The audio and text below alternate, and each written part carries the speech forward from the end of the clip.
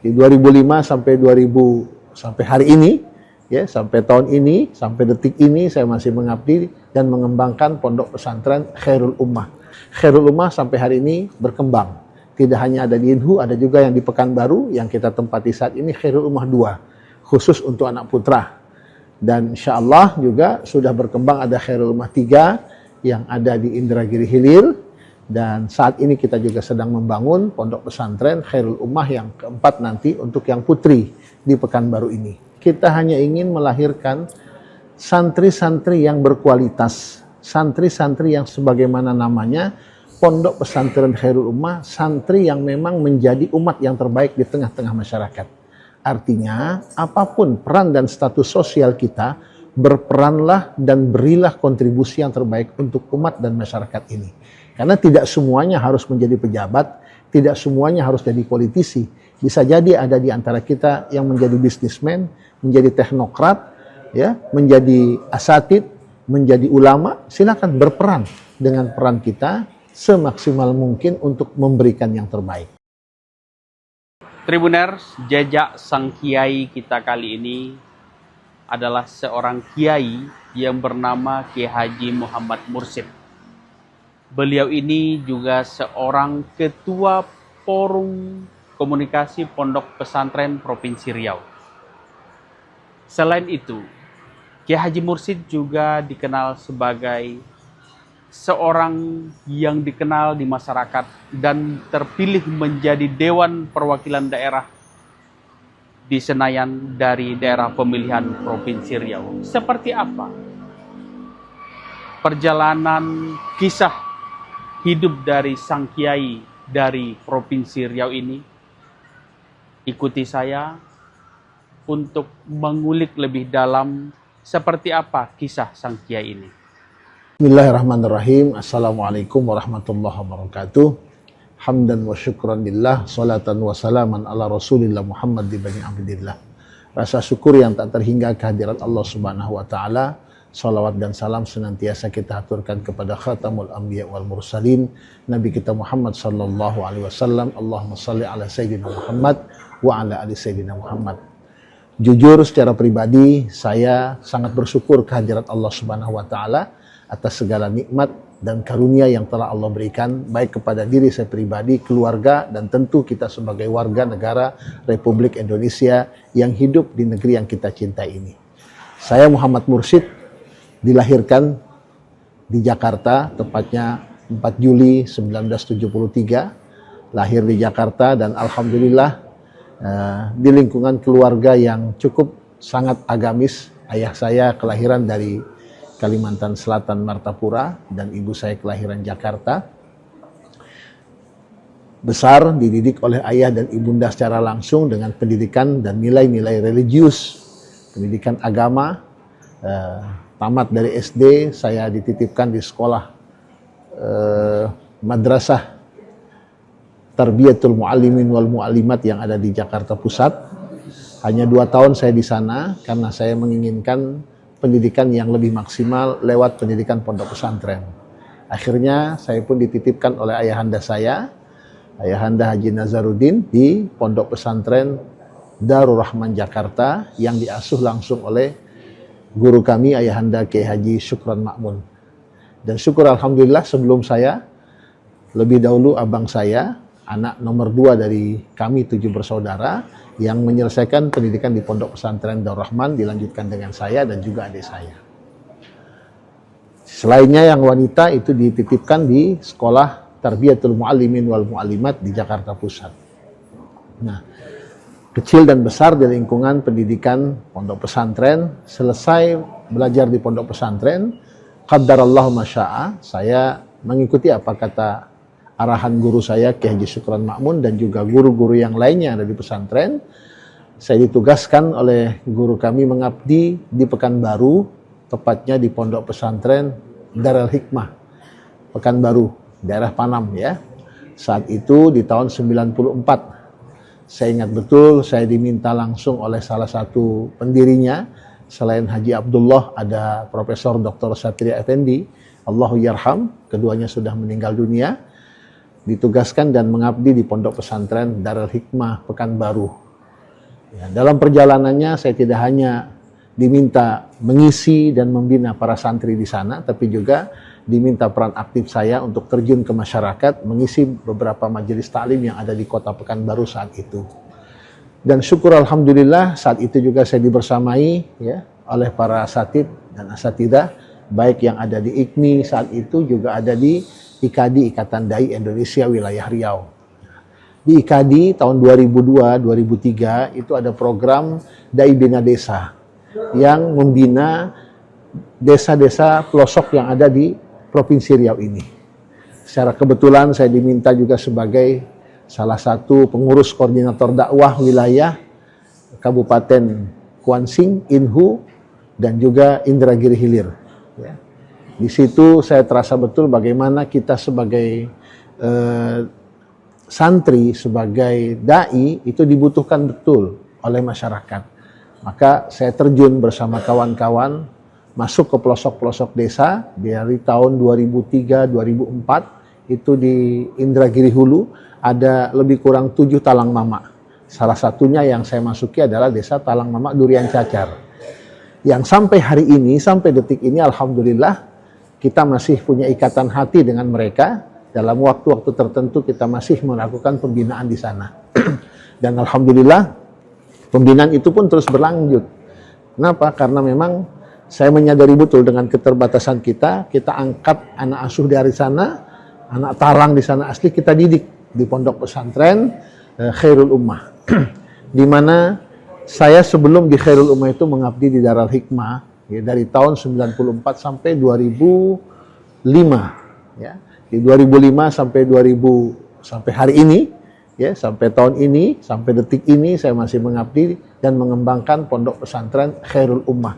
Mendapatkan titipan untuk melanjutkan kepemimpinan almarhum ya, Allahu yarham Kiai Haji Munasir Jufri. Ya, saat itu hanya ada pondok pesantren Khairul Ummah 1 di Indragiri Hulu, tepatnya di Air Molek, Desa Batu Gajah. Namun berkat kegigihan secara bersama para majelis guru yang ada di sana dan juga support dan dukungan dari pemerintah Kabupaten Indragiri Hulu, support dan dukungan dari masyarakat luas, Khairul Ummah sampai hari ini berkembang. Tidak hanya ada di Inhu, ada juga yang di Pekanbaru yang kita tempati saat ini Khairul Ummah 2, khusus untuk anak putra. Dan insya Allah juga sudah berkembang ada Khairul Ummah 3 yang ada di Indragiri Hilir. Dan saat ini kita juga sedang membangun pondok pesantren Khairul Ummah yang keempat nanti untuk yang putri di Pekanbaru ini. Berkah dari perjalanan dakwah ini juga keinginan dari masyarakat luas terhadap diri saya untuk bisa berkiprah kepada masyarakat lebih luas, khususnya di Provinsi Riau ini. Tidak sedikit permintaan dari masyarakat untuk saya terjun ke politik secara khusus ya, karena saya coba menghindari konflik interest yang cukup besar, maka saya tidak mengambil ranah politik tapi tidak lewat partai, saya ambil lewat DPD RI, Dewan Perwakilan Daerah. Ya, qadarallahu masya'a, alhamdulillah wa syukrulillah ya.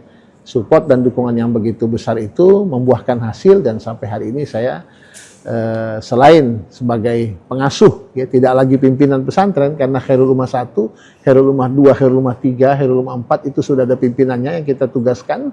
Saya tidak lagi secara praktis, secara langsung, bukan berarti meninggalkan pesantren, tidak, tapi berbagi tugas agar pesantren tetap terayomi, santri tetap terbina secara maksimal. Dan sampai hari ini juga kita lihat bagaimana santri tetap beraktivitas, menunaikan kewajiban mereka, menjalankan aktivitas mereka bersama para asatid dan para kiai yang ada di setiap pesantren cabang yang ada di Khairul Ummah. Saya pun alhamdulillah bisa maksimal coba menjalankan peran dan fungsi saya sebagai salah satu anggota DPD RI Daerah Pemilihan Riau.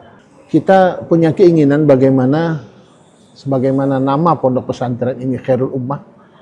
Cita-cita kita sederhana, tapi insya Allah memberikan kontribusi yang besar. Kita hanya ingin melahirkan santri-santri yang berkualitas, santri-santri yang sebagaimana namanya, pondok pesantren Khairul Ummah, santri yang memang menjadi umat yang terbaik di tengah-tengah masyarakat.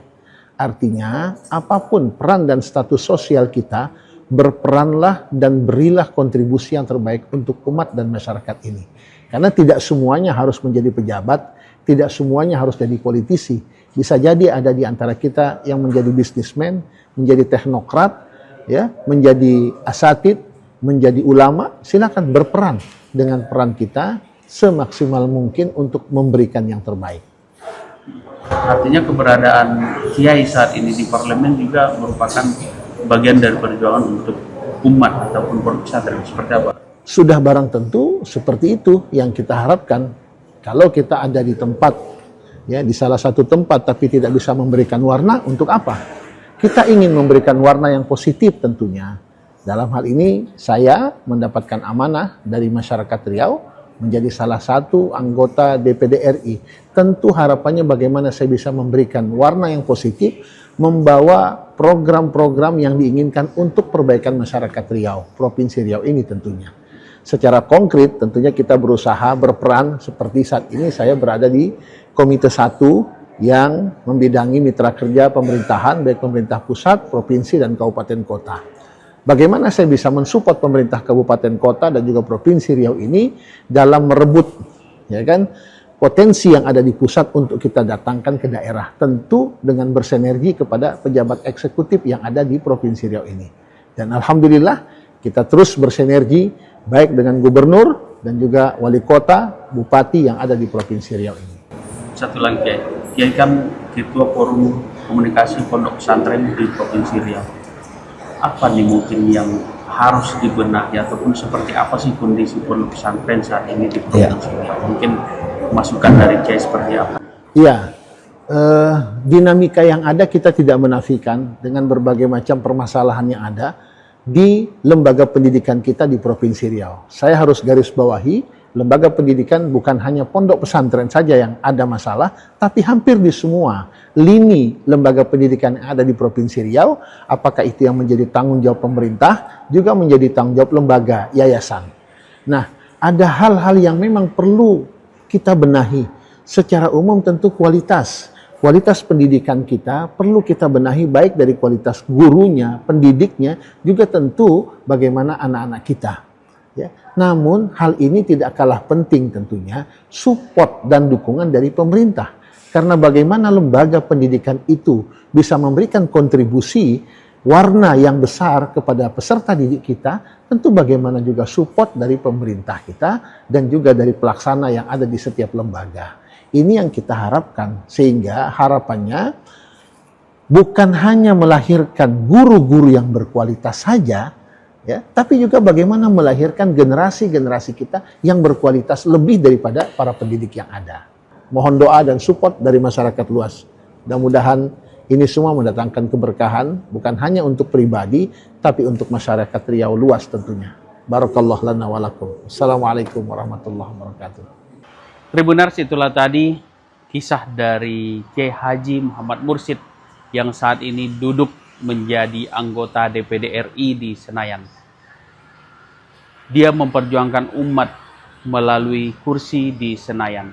Kisah perjalanan hidup beliau mulai menjadi seorang pengajar di sebuah pondok pesantren di Pekanbaru, kemudian mengabdi di daerah suku Talang Mamak di Indragiri Hulu, hingga membangun sebuah pesantren yang saat ini sudah memiliki cabang juga, beberapa cabang.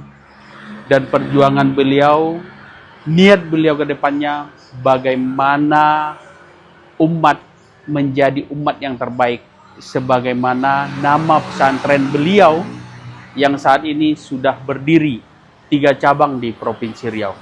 Perjuangan beliau terus berjalan. Mudah-mudahan kisah Kiai Haji Muhammad Mursyid menginspirasi kita semuanya dan tentunya bisa menjadi pelajaran bagi kita semuanya. Terima kasih. Assalamualaikum warahmatullahi wabarakatuh. Download Tribun X sekarang, menghadirkan lokal menjadi Indonesia.